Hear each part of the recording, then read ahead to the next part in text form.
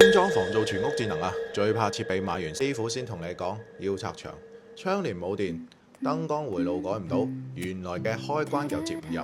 你以為全部換無線嘅產品就可以不拆不改，同毛坯房一樣做齊？其實無線只係解決設備點樣連接，唔會幫你解決電源、線路同安裝位。所以精裝房做全屋智能啊，有3樣嘢通常你要取捨啊。第一，功能要完整度。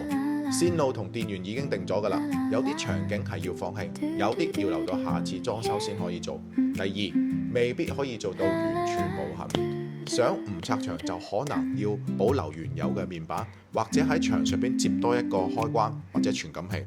第三，自動化唔可以貪多。如果為咗做場景，搞到全屋企要重新學習點樣開燈、關窗簾，呢個唔叫升級，係叫做增加麻煩。所以落單前啊，問服務商要將需求分成3類，唔破壞裝修都可以做到嘅做，小改動就可以做到明顯改善生活，考慮做。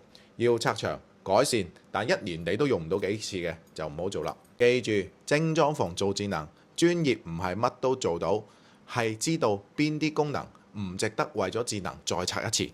如果你屋企係精裝房，唔想買完設備先發現要拆牆，想知道落單前要檢查邊幾個位，留言打1，我發俾你。